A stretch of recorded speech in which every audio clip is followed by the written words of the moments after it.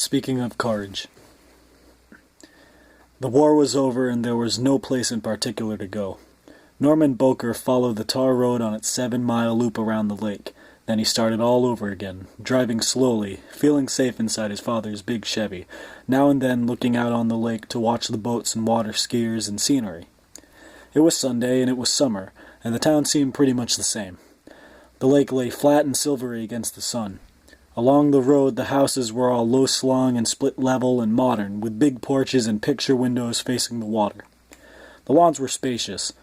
On the lake side of the road, where real estate was most valuable, the houses were handsome and set deep in, well-capped and brightly painted, with docks jutting out into the lake, and boats moored and covered with canvas, and neat gardens, and sometimes even gardeners, and stone patios with barbecue spits and grills, and wooden shingles saying who lived where. On the other side of the road, to his left, the houses were also handsome, though less expensive and on a smaller scale and with no docks or boats or gardeners. The road was a sort of boundary between the affluent and the almost affluent, and to live on the lake side of the road was one of the few natural privileges in a town of the prairie, the difference between watching the sun set over the cornfields or over water. It was a graceful, good-sized lake. Back in high school, at night, he had driven around and around it with Sally Kramer, wondering if she'd want to pull into the shelter of Sunset Park, or other times with his friends, talking about urgent matters, worrying about the existence of God and theories of causation. Then, there had not been a war. But there had always been the lake, which was the town's first cause of existence, a place for immigrant settlers to put down their loads. Before the settlers were the Sioux, and before the Sioux were the vast open prairies, and before the prairies there was only ice. The lake bed had been dug out by the southernmost advance of the Wisconsin Glacier. Fed by neither streams nor springs, the lake was often filthy and algaed, relying on fickle prairie rains for replenishment. Still, it was the only important body of water within 40 miles, a source of pride, nice to look at on bright summer days, and later that evening it would color up with fireworks. Now, in the late afternoon, it lay calm and smooth, a good audience for silence. A 7-mile circumference that could be traveled by slow car in 25 minutes. It was not such a good lake for swimming. After high school, he'd caught an ear infection that had almost kept him out of the water, and the lake had drowned his friend Max Arnold, keeping him out of the water entirely. Max had been one who liked to talk about the existence of God. "No, I'm not saying that," he'd argue against the drone of the engine. "I'm saying it's possible as an idea, even necessary as an idea, a final cause in the whole structure of causation." Now he knew, perhaps. Before the war, they'd driven around the lake as friends, but now Max was just an idea. And most of Norman Boker's other friends were living in Des Moines or Sioux City, or going to school somewhere, or holding down jobs. The high school girls were mostly gone or married. Sally Kramer, whose pictures he had once carried in his wallet, was one who had married. Her name was now Sally Gustafson, and she lived in a pleasant blue house on the less expensive side of the lake road. On his third day home, he'd seen her out mowing the lawn, still pretty in a lacy red blouse and white shorts.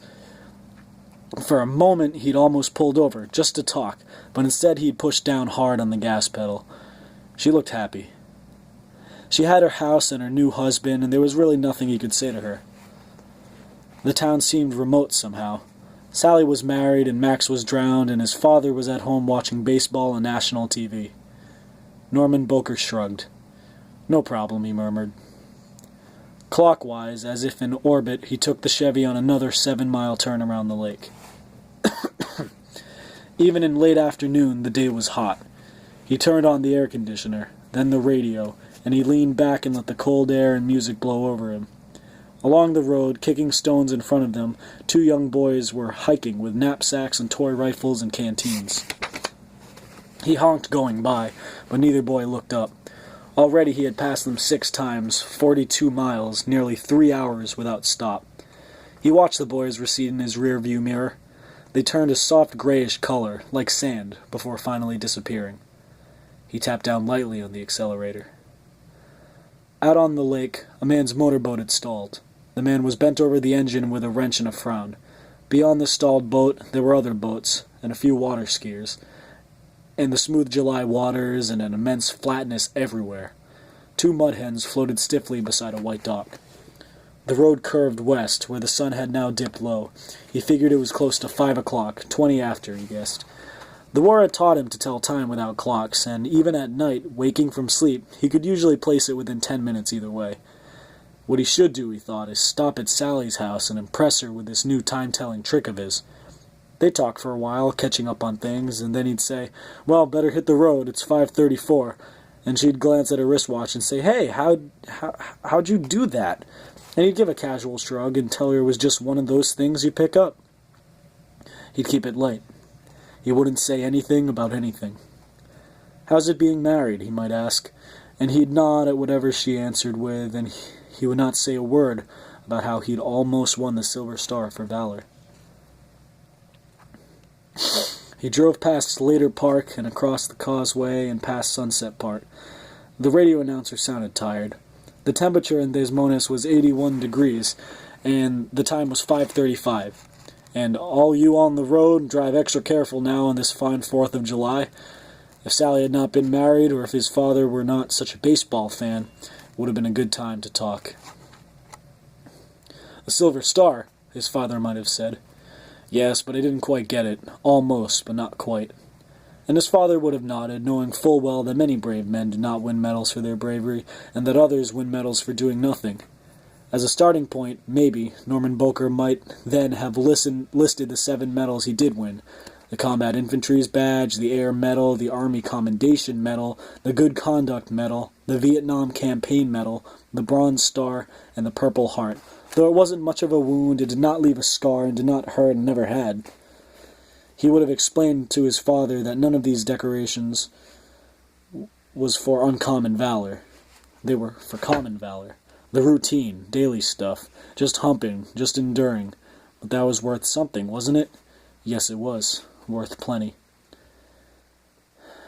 The ribbons looked good on the uniform in his closet, and if his father were to ask, he would have explained what each signified and how he was proud of all of them, especially the Combat Infantryman's Badge, because it meant he had been there as a real soldier and had done all the things soldiers do, and therefore it wasn't such a big deal that he could not bring himself to be uncommonly brave. And then he would have talked about the medal he did not win and why he did not win it. "I almost won the Silver Star," he would have said. "How's that?" "Just a story." "So tell me," his father would have said. Slowly then, circling the lake, Norman Boker would have started by describing the Song Trebong. "A river," he would have said. "This slow, flat, muddy river." He would have explained how during the dry season it was exactly like any other river, nothing special, but how in October the monsoons began and the whole situation changed. For a solid week, the rains never stopped, not once, and so after a few days the Song Trebong overflowed its banks, and the land turned into a deep, thick muck for a half-mile on either side. Just muck, no other word for it. Like quicksand almost, except the stink was incredible. You couldn't even sleep, he'd tell his father. At night you'd find a high spot and you'd doze off, and then later you'd wake up because you'd be buried in all that slime. You'd just sink in. You'd feel it ooze up over your body and sort of suck you down. And the whole time there was that constant rain. I mean, it never stopped. Not ever. "Sounds pretty wet," his father would have said, pausing briefly. "So what happened? You really want to hear this? Hey, I'm your father." Norman Boker smiled. He looked out across the lake and imagined the feel of his tongue against the truth. "Well, this one night out by the river, I wasn't very brave. You have 7 medals. Sure. 7. Count 'em. You weren't a coward either. Well, maybe not, but I had the chance and I blew it. The stink, that's what got to me. I couldn't take the goddamn awful smell. If you don't want to say any more. No, I do want to. All right then, slow and sweet. Take your time." The road descended into the outskirts of town, turning northwest past the junior college and the tennis courts, then past Chautauqua Park, where the picnic tables were spread with sheets of colored plastic and where picnickers sat in lawn chairs and listened to the high school band playing Sousa marches under the bandshell. The music faded after a few blocks. He drove beneath a canopy of elms, then along a stretch of open shore, then past the municipal docks, where a woman and pedal pushers stood casting for bullheads. There were no other fish in the lake except for perch and a few worthless carp. It was a bad lake for swimming and fishing both. He drove slowly. No hurry, nowhere to go.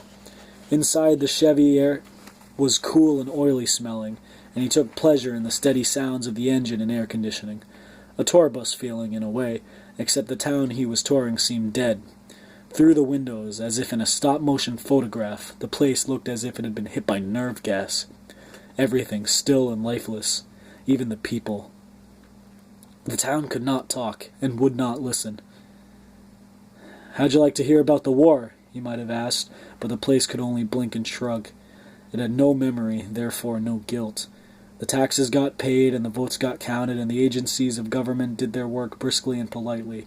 It was a brisk, polite town. It did not know shit about shit. It did not care to know. Norman Boker leaned back and considered what he might have said on the subject. He knew shit. It was his specialty. The smell in particular, but also the numerous varieties of texture and taste.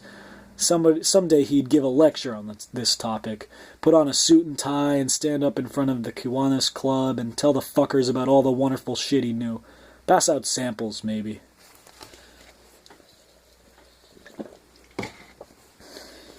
Smiling at this, he clamped the steering wheel slightly right of center, which produced a smooth clockwise motion against the curve of the road. The Chevy seemed to know its own way.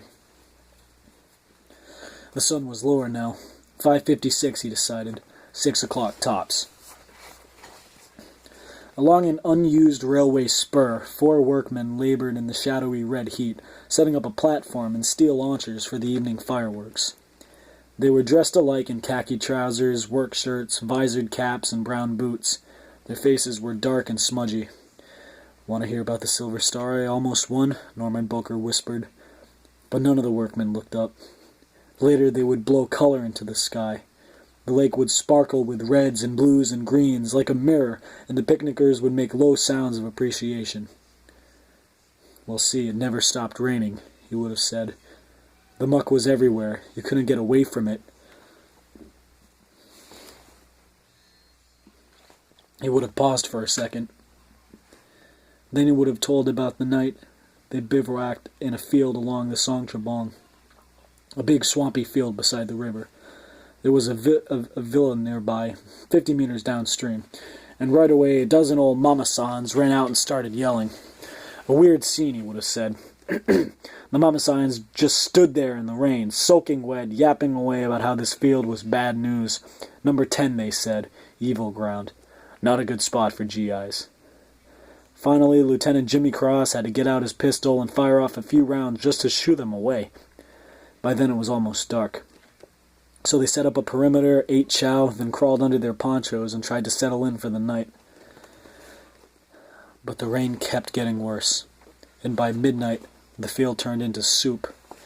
Just this deep, oozy soup, he would have said, like sewage or something, thick and mushy. You couldn't sleep, you couldn't even lie down, not for long, because you'd start to sink under the soup. Real clammy. You could feel the crud coming up inside your boots and pants. Here, Norman Boker would have squinted against the low sun. He would have kept his voice cool, no self-pity. But the worst part, he would have said quietly, was the smell. Partly it was the river, a dead fish smell, but it was something else too. Finally somebody figured it out, what this was. It was a shit field, the village toilet. No indoor plumbing, right? So they used the field. I mean, we were camped in a goddamn shit field. He imagined Sally Kramer closing her eyes. If she were here with him in the car, she would have said, "Stop it, I don't like that word." That's what it was. All right, but you don't have to use that word. Fine, what should we call it? She would have glared at him. I don't know, just stop it. Clearly, he thought, this was not a story for Sally Kramer. She was Sally Gustafson now. No doubt Max would have liked it, the irony in particular, but Max had become a pure idea, which was its own irony. It was just too bad. If his father was here, riding shotgun around the lake, the old man might have glanced over for a second, understanding perfectly well that it was not a question of offensive language, but a fact. His father would have sighed and folded his arms and waited. "A shit field," Norman Boker would have said. "And later that night I could have won the Silver Star for valor." "Right," his father would have murmured. "I hear you." The Chevy rolled smoothly across the viaduct and up the narrow tar road. To the right was open lake. To the left, across the road, most of the lawns were scorched by dry like October corn. Hopelessly, round and round, a rotating sprinkler scattered lake water on Dr. Mason's vegetable garden. Already the prairie had been baked dry, but in August it would get worse. The lake would turn green with algae, and the golf course would burn up, and the dragonflies would crack open for want of good water. The big Chevy curved past Centennial Beach and the A&W root beer stand. It was his 8th revolution around the lake. He followed the road past the handsome houses with their docks and wooden shingles, back to Slater Park across the causeway, around to Sunset Park as though riding on tracks. The two little boys were still trudging along on their 7-mile hike.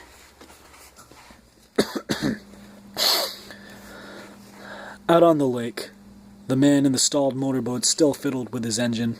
The pair of mud hens floated like wooden decoys, and the water skiers looked tanned and athletic.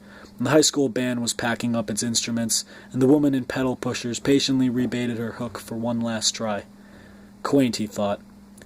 A hot summer day, and it was all very quaint and remote. The 4 workmen had nearly completed their preparations for the evening fireworks. Facing the sun again, Norman Boker decided it was nearly 7 o'clock. Not much later, the tired radio announcer confirmed it, his voice rocking itself into a deep Sunday snooze. If Max Arnold were here, he would say something about the announcer's fatigue, and relate it to the bright pink in the day, and the war and courage. A pity that Max was gone, and a pity about his father, who had his own war, and who now preferred silence. Still, there was so much to say. How the rain never stopped, how the cold worked into your bones. Sometimes the bravest thing on earth was to sit through the night and feel the cold in your bones. Courage was not always a matter of yes or no. Sometimes it came in degrees, like the cold. Sometimes you were very brave up to a point, and then beyond that point you were not so brave. In certain situations you could do incredible things. You could advance towards enemy fire, but in other situations, which were not nearly so bad, you had trouble keeping your eyes open. Sometimes, like that night in the shit field, the difference between courage and cowardice was something small and stupid. The way the earth bubbled, and the smell. In a soft voice, without flourishes, he would have told the exact truth. Late in the night, he would have said, we took some mortar fire. He would have explained how it was still raining, and how the clouds were pasted to the field, and how the mortar rounds seemed to come right out of the clouds. Everything was black and wet. The field just exploded. Rain and slop and shrapnel, nowhere to run, and all they could do was worm down into slime and cover up and wait. He would have described the crazy things he saw. Weird things. Like how at one point he noticed a guy laying next to him in the sludge, completely buried except for his face, and how, after a moment, the guy rolled his eyes and winked at him. The noise was fierce. Heavy thunder and mortar rounds, and people yelling. Some of the men began shooting up flares, red and green and silver flares, all colors, and the rain came down in technicolor.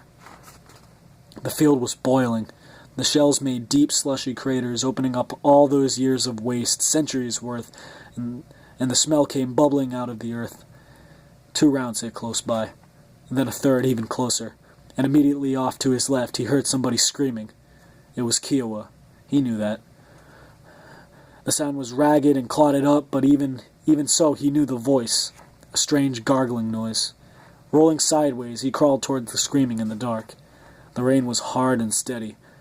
Along the perimeter there were quick bursts of gunfire. Another round hit nearby, spraying up shit and water, and for a few moments he ducked down beneath the mud. He heard the valves in his heart. He heard the quick, feathering action of the hinges. Extraordinary, he thought. As he came up, a pair of red flares puffed open, a soft, fuzzy glow, and in the glow he saw Kiowa's wide-open eyes settling down into the scum. Briefly, all he could do was watch. He heard himself moan. Then he moved again, crabbing forward, but when he got there, Kiowa was almost completely under. There was a knee. There was an arm and a gold wristwatch and part of a boot. He could not describe what happened next, not ever, but he would have tried anyway. He would have spoken carefully so as to make it real for anyone who would listen. There were bubbles where Kiowa's head should have been. The left hand was curled open. The fingernails were filthy. The wristwatch gave off a green, phosphorescent shine as it slipped beneath the thick waters.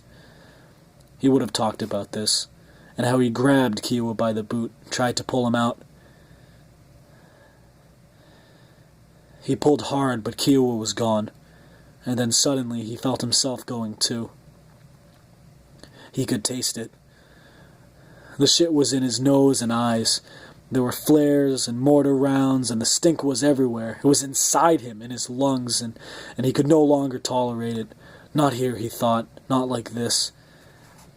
He released Kiowa's boot and watched it slide away. Slowly, making his way up, he hoisted himself out of the deep mud. And then he lay still and tasted the shit in his mouth and closed his eyes and listened to the rain and explosions and bubbling sounds. He was alone. He had lost his weapon, but it did not matter. All he wanted was a bath. Nothing else. A hot, soapy bath. Circling the lake, Norman Boker remembered how his friend Kiowa had disappeared under the waste and water. I didn't flip out, he would have said. I was cool. If things had gone right, if it hadn't been for that smell, I could have won the Silver Star. A good war story, he thought, but it was not a war for war stories, nor for talk of valor, and nobody in town wanted to know about the terrible stink. They wanted good intentions and good deeds. But the town was not to blame, really. It was a nice little town, very prosperous, with neat houses and all the sanitary conveniences. Norman Boker lit a cigarette and cranked open his window. 7:35, he decided. The lake had divided into two halves. One half still glistened, and the other was caught in shadow. Along the causeway, the two little boys marched on. The man in the stalled motorboat yanked frantically on the cord to his engine, and the two mud hens sought supper at the bottom of the lake, tails bobbing. He passed Sunset Park once again, and more houses, and the junior college, and the tennis courts, and the picnickers, who now sat waiting for the evening fireworks. The high school band was gone. The woman in pedal pushers patiently toyed with her line. Although it was not yet dark, the A&W was already awash in neon lights. He maneuvered his father's Chevy into one of the parking slots, let the engine idle, and sat back. The place was doing a good holiday business. Mostly kids, it seemed, and a few farmers in for the day. He did not recognize any of the faces. A slim, hipless young car hop passed by, but when he hit the horn, she did not seem to notice. Her eyes slid sideways. She hooked a tray to the window of a Firebird, laughing lightly, leaning forward to chat with the three boys inside. He felt invisible in the soft twilight. Straight ahead, over the takeout counter, swarms of mosquitoes electrocuted themselves against an aluminum pest rid machine. It was a calm, quiet summer evening. He honked again, this time leaning on the horn. The young car hop turned slowly, as if puzzled, then said something to the boys in the Firebird, and moved reluctantly toward him. Pinned to her shirt was a badge that said, "Eat Mama Burgers." When she reached his window, she stood straight up so all he could see was the badge. "Mama Burger," he said. "Maybe some fries, too." The girl sighed, leaned down, and shook her head. Her eyes were as fluffy and airy light as cotton candy. "You blind?" she said. She put out her hand and tapped an intercom attached to a steel post. "Punch the button and place your order. All I do is carry the dumb trays." She stared at him for a moment. Briefly, he thought, a question lingered in her fuzzy eyes. But then she turned and punched the button for him and returned to her friends in the Firebird. The intercom squeaked and said, "Order." "Mama Burger and fries," Norman Boker said. "Affirmative. Copy clear. No Rudy Tooty?" "Rudy Tooty? You know, man, root beer." "A small one." "Roger Dodger. Repeat, 1 mama, 1 fries, 1 small beer. Fire for effect. Stand by." The intercom squeaked and went dead. "Out," said Norman Boker. When the girl brought his tray, he ate quickly, without looking up. The tired radio announcer in Des Moines gave the time, almost 8:30. The dark was pressing in tight now, and he wished there were somewhere to go. In the morning, he'd check out some job possibilities. Shoot a few buckets down at the Y, maybe wash the Chevy. He finished his root beer and pushed the intercom button. "Order," said the tinny voice. "All done." "That's it?" "I guess so." "Hey, loosen up," the voice said. "What you really need, friend?" Norman Boker smiled. "Well," he said, "how'd you like to hear about—" He stopped and shook his head. "Hear what, man?" "Nothing." "Well, hey," the intercom said, "I'm sure as fuck not going anywhere. Screwed to a post, for God's sake. Go ahead, try me." "Nothing." "You sure?" "Positive." "All done." The intercom made a light sound of disappointment. "Your choice, I guess. Over and out." "Out," said Norman Boker. On his 10th turn around the lake, he passed the hiking boys for the last time. The man in the stalled motorboat was gone. The mud hens were gone. Beyond the lake, over Sally Gustafson's house, the sun had left a smudge of purple on the horizon.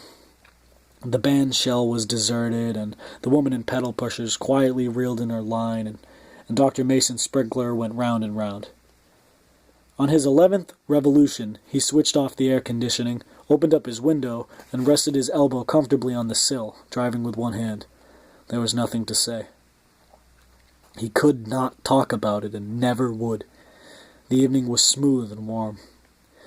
If it had been possible, which it wasn't, he would have explained how his friend Kiowa slipped away that night beneath a dark swampy field. He was folded in with the war. He was part of the waste. Turning on his headlights, driving slowly, Norman Boker remembered how he had taken hold of Kiowa's boot and pulled hard, but how the smell was simply too much, and how he'd backed off and in that way had lost the Silver Star. He wished he could have explained some of this. How he had been braver than he ever thought possible, but how he had not been so brave as he wanted to be. The distinction was important. Max Arnold, who loved fine lines, would have appreciated it. And his father, who already knew, would have nodded. "The truth," Norman Boker would have said, "is I let the guy go." Maybe he was already gone. He wasn't. But maybe. No, I could feel it. He wasn't. Some things you can feel. His father would have been quiet for a while, watching the headlights against the narrow tar road. "Well, anyway," the old man would have said, "there's still the 7 medals." "I suppose. 7 honeys." "Right." On his 12th revolution, the sky went crazy with color. He pulled into Sunset Park and stopped in the shadow of a picnic shelter. After a time, he got out, walked down to the beach, and waded into the lake without undressing. The water felt warm against his skin. He put his head under. He opened his lips very slightly for the taste. Then he stood up and folded his arms and watched the fireworks. For a small town, he decided, it was a pretty good show.